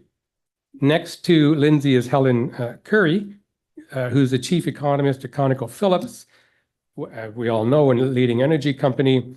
But her background is as a finance professor and as an academic as well. So would benefit from that, also in government and in economic analysis. And then finally, next to me is John Stockhouse, well known to a lot of people in the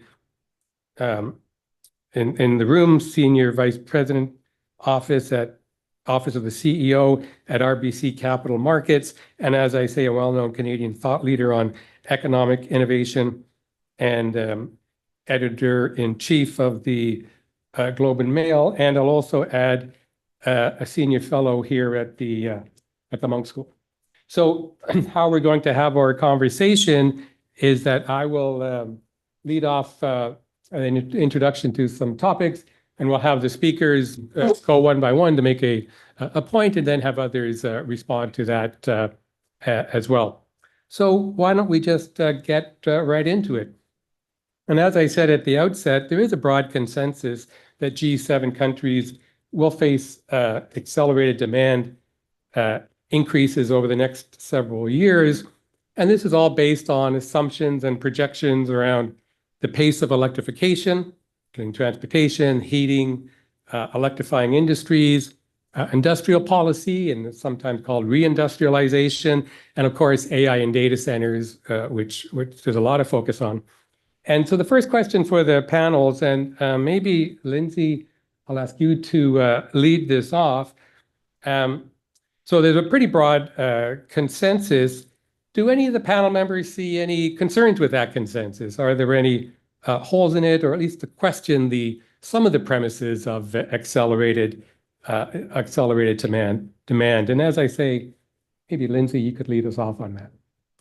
Sure, and thank you, George, for that question. I'd like to thank the Atlantic Council and the Monk School for having us here today. Landon and your team, I'm sure he's out working, is excellent. So thank you for putting this all together. We continue to talk about the increased demand that we're going to have to solve for globally and locally. And I think one of the hardest parts is how do we benchmark that number? I think all of us are working towards increased demand, but how much actually increased demand and where specifically? Not only the industries that you mentioned, George, and transportation and in education and industry, but AI is really driving this demand growth. And where is AI going to need that kind of power load in order to accomplish what they need to in terms of training and inference? And I think as we were preparing for this panel, we talked a bit about the global energy security and local energy security, and I kind of am seeing those as one and the same. When Russia invaded Ukraine, it was Qatar and the United States who diverted cargoes from Asia to Europe to make sure that the Europeans had enough for the winter, and that pulled away from some of our local need. And so as we're looking as a G7 and as countries and as the United States and as Canada, where is it that we need to be building our demand so that we can help others meet their demand, but also meet the demand at home? I'm sure we'll get into this, but we continue to talk about pipeline constraints in the United States. And as we're exporting to Europe, how are we going to be building for our demand at home? And speaking to different hyperscalers, we have different numbers of how many gigawatts they need for each of their data centers. And how are we going to be making molecules flow to their data centers and their industry if we're also exporting? So I think this is an excellent opportunity to have this conversation at the G7, and I look forward to hearing more of the data and the numbers. Thank you, Lindsay. And perhaps, John, I could ask you to go next and we'll lead. Yeah, thanks for including me and RBC in this conversation. We're really proud partners with Atlantic Council on a lot of energy issues. So it's great to be together and be able to see the world come to Toronto. Something I stressed to another audience in town this morning was we have to continue to approach these challenges collectively, and the G7 is actually a very effective body for G7 plus for this. No country is going to solve this on their own. So great to hear and be part of these conversations. A few maybe macro views. Demand is going to be very unevenly distributed. From a macro perspective, as you all know, economic growth and population over the long term are the two key drivers. A number of G7 countries have gone over or going over a demographic cliff, so let's not lose sight of that. We here in North America have a much better demographic outlook. Depending, of course, on how we approach immigration, but that will be worked out in the long term. There will be reasonable population growth and above norm economic growth in our view over the long term. So you can see energy demand going with that. It will be distributed unevenly even within markets. So for us within North America, driven by three big forces at play, industrialization, militarization, and digitalization. So just quickly on each of those, industrialization, reshoring. We're seeing a great effort to bring more production capacity, but that includes in the resources sector, which is going to bring with it a significant energy demand. We've already heard about digitalization and all that is going on with AI. We think some technology innovations are going to maybe flatten the curve a little bit, but is going to be a significant demand driver over the next decade. No doubt about that. And probably overlooked in a lot of these conversations is what I'm calling militarization. We're all going to be spending a whole lot more on security. If you do the math on 5% of GDP for NATO spend, this is extraordinary. This is $2 trillion that is going to be largely new spend.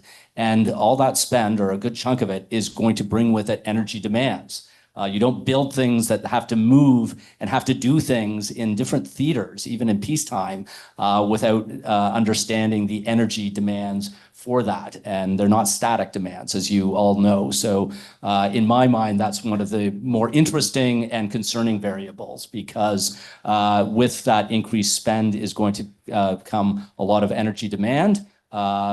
Wars are won with energy security through history, so we should anticipate that to continue. There may be greater competition for energy resources and energy security, both near term and long term, but also greater opportunity for innovation, because the energy needs of satellites and drones and sea drones are very different from, say, current infrastructure and vehicles and other needs in our military system. So a hopeful opportunity there for innovation.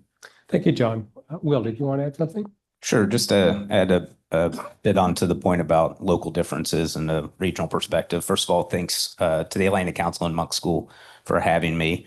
So in New York, the load forecast is now 10 gigawatts, and that just went up 4 gigawatts in the last quarter, and that's for a 35 gigawatt system. And so, you know, there are lots of differences in different places about how this will play out. And that's somewhat distributed between manufacturing as well as data centers. So it's not just the absolute amount of load as well. It's the relative change and the pace of change that these regions are experiencing. And then, importantly, the ability for a region, a state, to be able to manage that change, which I think we'll come on to with some future questions. Thank you, Will. Yeah, it was great that the panel members broke this down a bit. We want to go a little further in breaking this down. And Helen, I'm going to turn to you on on this one, because now the question is, okay, so there's a consensus around increased demand. It's a little more nuanced as to where it takes place and the pace of it taking place. It's going to vary. It's going to be very local. But this demand has to be met by something. And we're going to talk about some supply resources. This has been mentioned in the earlier panel, but I think it's worth considering as well here with respect to electricity demand. A couple of supply sources are getting a lot of attention recently. Fossil fuel generation and nuclear power. And just a bit of a setup. With respect to fossil fuel generation in particular, many jurisdictions have relaxed some of the decarbonization requirements and are relying on or forecasting an increasing role for gas-fired generation. And even we see in Saskatchewan, they've announced that they're going to refurbish their coal-fired generation to meet demand. And with respect to nuclear, as people in this room know, many jurisdictions are looking to revive nuclear generation to meet increasing demands. But the history of nuclear rebuild has often been marked by delays and cost increases. So, Helen, maybe I could ask you to address what's your view of the continued and future role for gas-fired generation and for nuclear generation? Sure. Thank you. Thank you, George. And first, let me thank the Atlantic Council for hosting this today. It's a great program. Could not be more timely, I think. So let me first maybe play off of some of the comments that were made earlier regarding the whole discussion around load growth and electricity growth. We fully agree that electricity loads will be growing. It's a bit of an eye-opener to many onlookers, I suppose, that after over a decade of relatively flat load growth across many countries, we're now suddenly waking up to this large trajectory shift. And we see the data center element of that as part of a broader array of activities that are electrifying. We've mentioned those. Industrial processes, transportation. So a lot of pulls on the need for electricity and energy more broadly, and the whole discussion around energy security also just could not come at a more important time for us. So when we then think about where does this energy come from, and ConocoPhillips is a global oil and gas producer, of course. We've been here in Canada for over a century. We see, first and foremost, we see energy as an all of the above type proposition. And that should come as a surprise to no one, in my opinion. Across the United States, Canada, all of the G7 countries, all countries around the world for that matter, everyone is adding any and every kind of energy that they can, whether it's renewable electricity, nuclear, coal-fired generation. It's everything. And what's very important within that for my company in particular is natural gas.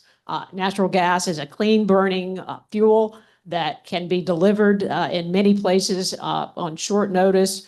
The turbines ramp up quickly. The whole host of advantages for natural gas fired electricity.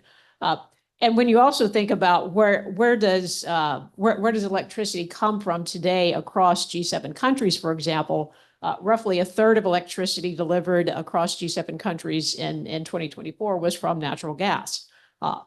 At least a half of the electricity generated in G7 countries in 2024 was fossil fuels. So the point I'm getting at is fossil fuels continue to be a very important part of the overall energy mix, as well as electricity. They're needed for reliability, affordability, and then there's the security component. Well, thank you. Thank you, Helen. Any other thoughts from the panel members on these generation technologies or anything on other generation technologies that we could start to see more of to meet this demand? I might jump in and say there's an opportunity for certainly in a G7 context to have more alignment, particularly around standards, around supply chains, even around regulatory approaches. So nuclear is a classic example. We're all in different ways pretty good at nuclear. We think in Canada we're really good at it, especially on SMRs, but not exclusively there. How do we not only align but supply our G7 allies plus others with nuclear technologies, but also with best practices? How do we reduce duplication in permitting and regulation by aligning standards? How do we share data? So lots of opportunities, big and small there. We might suggest the same for natural gas and particularly LNG, more advanced. The market has done wonderful things on its own, but there may be an opportunity. We put out a paper this year on a G7 plus strategy for LNG, including financing infrastructure. So how do we help allied countries through multilateral development banks, which currently some of them are not allowed to finance LNG infrastructure? How do we use our ownership and our capital commitments to those banks to help our partners develop the infrastructure to use more of that LNG for all sorts of advantages? Same with supply chains and also with offtake agreements, even among partners. So all of that probably familiar to everyone in the room, but the G7 is one of several good tables to try to bring around that alignment and take a bit more of that collective and competitive spirit to these to two of these energy sources, which I think we all know are going to be even more significant in the mix in the 2030s. Thank you. Lindsay. And if I can just add to that from the investment perspective, like Helen said, this is an all the above approach. And so it's fossil fuels, it's oil and gas, but we also need to maintain our investment in innovative technologies and renewables like wind and solar, like battery storage, and like nuclear.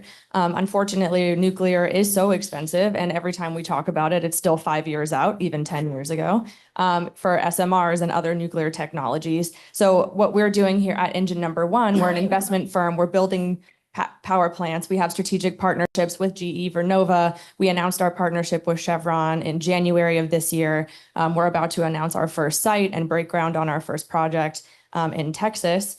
And our projects, our power plants that we're building are natural gas fired turbines, but they have battery storage, wind and solar, and in some places CCS capability. All of this is going to be driven by customer wants, customer needs. So it's our job as builders to provide them that optionality. They ultimately will have to be the ones paying for this. But it is also very difficult to have this conversation without addressing the policy piece. Obviously in the United States, bipartisan system, last administration looked very different in terms of renewables than it does today in the United States. So what does that do in driving investment towards renewables and towards other innovative technologies? And how are we going to continue to offer that optionality if building these power plants costs tens of billions of dollars and requires tens of thousands of acres and takes more than 5 to 6 to 7 years to build? That's more than one administration. And so to move that amount of money over such a short amount of time is a lot to ask of the private sector when the regulators are not going to be fighting for you. But I think it's also interesting because that's why the constant is the private sector. And that's why we need to pull together to find these creative solutions and drive the growth where we're seeing it across the United States and across the G7 and globally, and identify creative solutions and find ways to have regulators support that. Well, thank you. Will, please. Sure. And just to follow up on that, the policy support is absolutely critical. And, unfortunately, we see a lot of movement on the pendulum swinging back and forth. Some of that's been welcome to see, again, in the Northeast U.S., where all of the above is now being talked about. Unfortunately, at the federal level, that doesn't seem to include renewables as much, which I think misses an important point. So natural gas fired generation is critical, will continue to be critical to not just meet increasing demand, but maintain reliability in many, many parts of the electric system. But natural gas fired generation consumes 36% of natural gas in the United States. So if you're able to meet some of that demand with renewables, that's more natural gas that can be liquefied and exported. Which obviously has a security component to that. So, unfortunately, it seems like there's a little bit of a too myopic of a view at the federal level when it comes to renewables. I also think we'll see more innovation, technological innovation, or willingness to use other types of generation technologies like fuel cells, anything that can come faster. So the speed element, the need to get power generation on the system as quickly as possible is starting to, produce some results we probably wouldn't have seen a few years ago. Thanks, Will. John, did you have a? Thanks, Will. I'm going to pick up on a point you made and ask you to lead off the next discussion as well, because as we know, increased demand, everyone's enthusiastic about that for building, but it also leads to increase in electricity pricing. And that puts pressure on governments and it puts pressures on industry. And in terms of governments, history suggests that in many jurisdictions, consumers have looked to governments as much as anyone else to mitigate price increases, often transferring costs from ratepayers to taxpayers. And in terms of industry, you mentioned innovation. Could you just address then, how should governments respond to these pressures to subsidize electricity consumption? We certainly have a lot of that here in Ontario.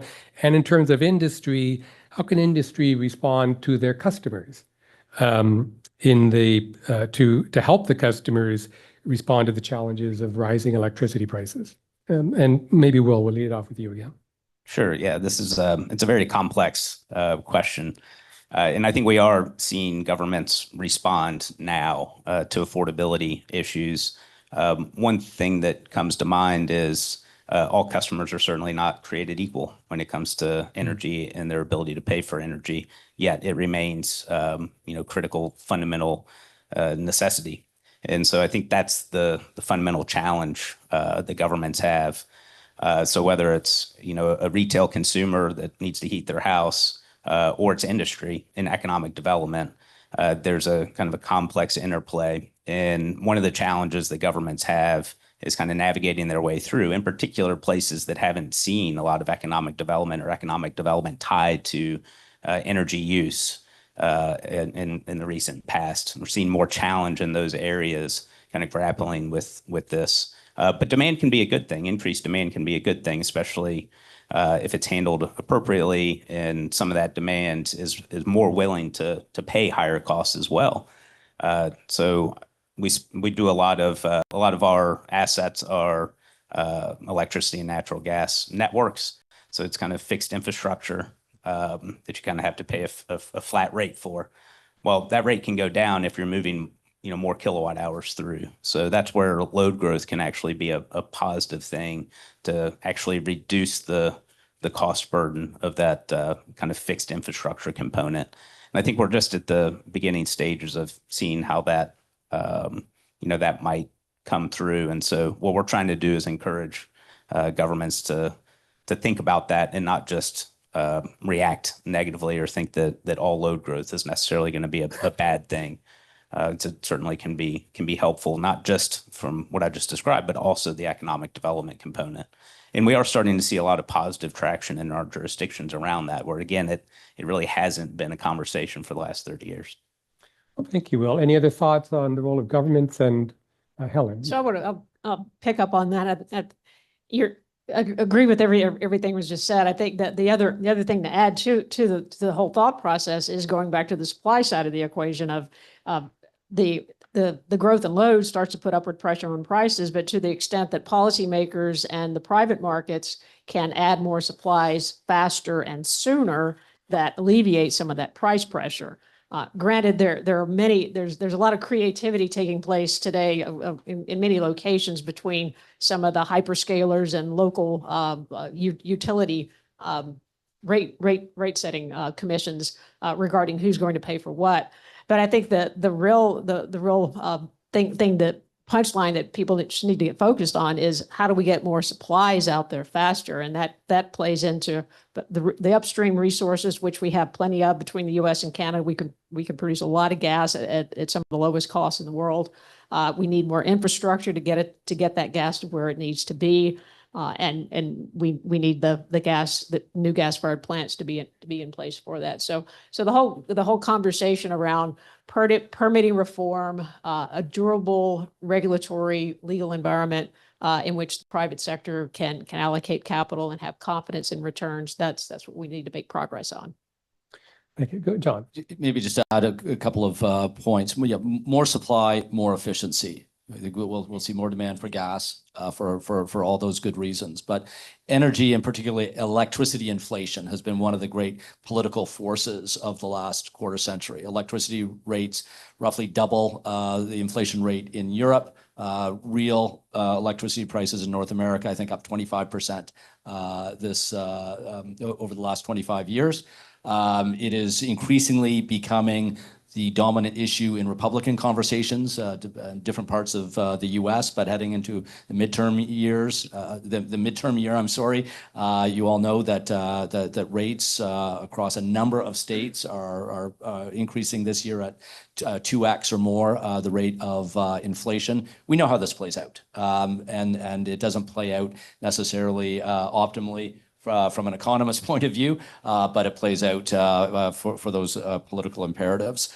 Governments have tried to foist a bit more pressure onto industry and manufacturing. We've seen how that's played out, certainly here in Ontario, certainly in Europe. It's one of the quickest ways to deindustrialize. So that card can't be played, which takes me back to that point about more supply, yes, but we also need to focus more on efficiency. Energy efficiency generally has kind of flatlined over the last decade, and there's all sorts of opportunities to get that curve going up again. So as we have more supply, which we need, how do we manage that more efficiently? Thanks, John. This leads into another conversation. I mean, we've been focusing, as energy people do, on energy investment and supply and other types of resources. And, as we've seen, or as we've discussed, both supply and transmission, which we haven't really discussed yet, will be required to meet this increased demand. But all of these investments will compete with other emerging capital priorities that our industries and our governments are facing. John, you mentioned defense, and there's other public spending demands that will continue. And so we have to consider whether the current policies respecting financing of public financing of this regulation, whether through public utility regulation or through other methods. Will these be adequate, or do things have to change on that front? Are we going to need a financing type of reform to go along with all these energy reforms we've been discussing? Lindsay. I will take a first Thank you. stab. I think as we're looking at these creative solutions, that take so much investment and are so capital intensive. It is the role of the governments to set the spending priorities, but it is also their job to ensure an enabling environment to move this kind of capital and to make sure that we can grow.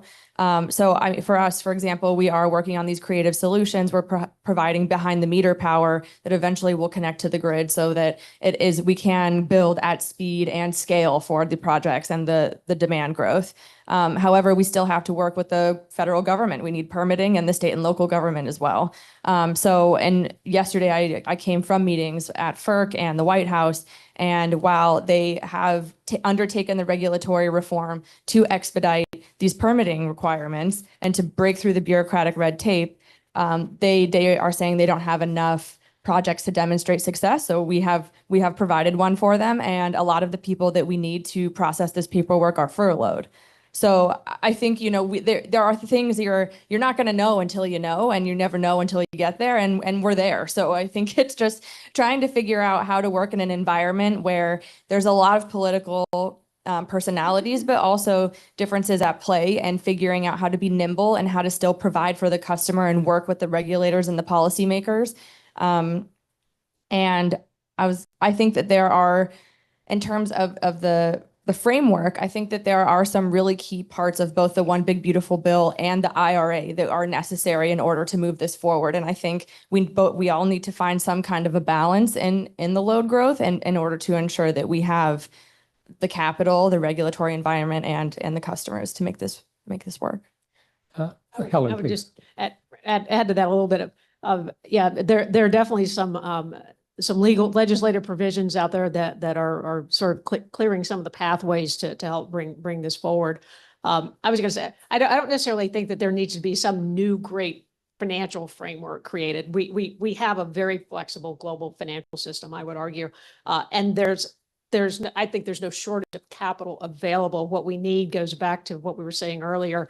What you need to have in place to actually have that capital get deployed and get shovels in the ground is a durable kind of framework that provides that capital a reasonable level of confidence, reasonable level of risk that you're going to get the return that you need on it.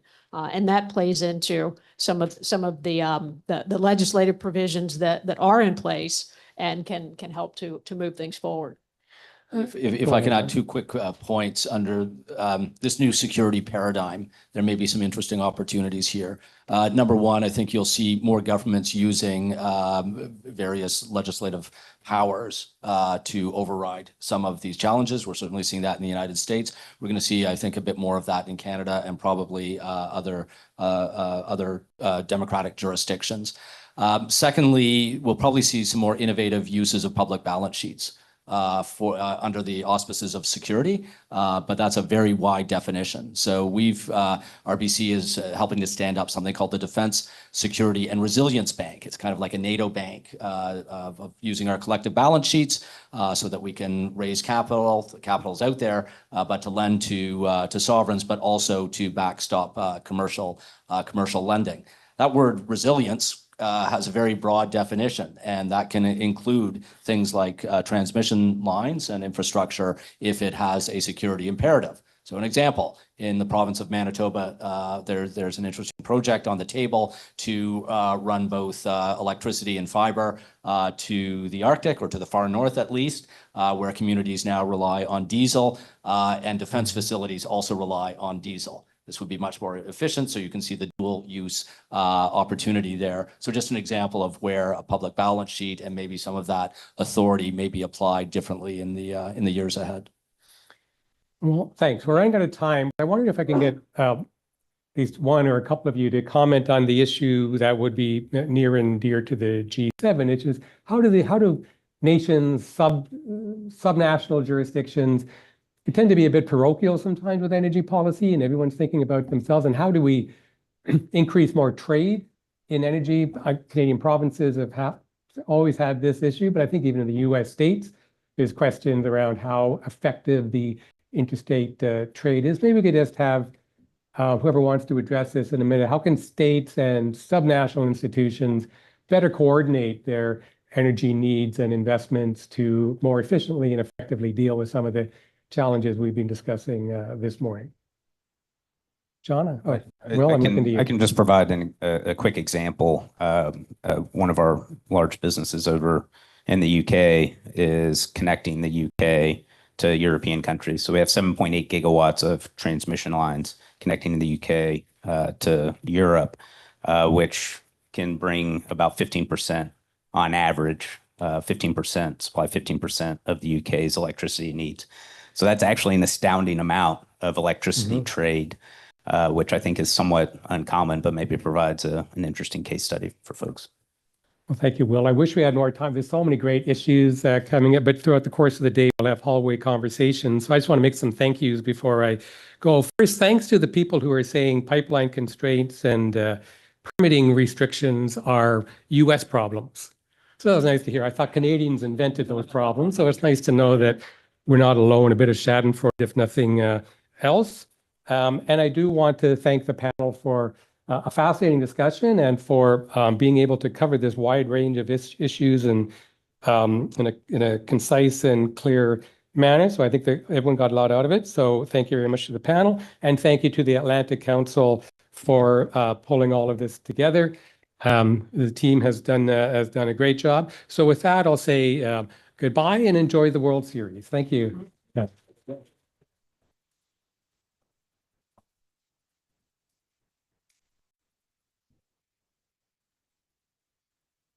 We'll now take a 15-minute break before we come back for our third and final panel, and some other keynote remarks, including from Minister Hutchinson.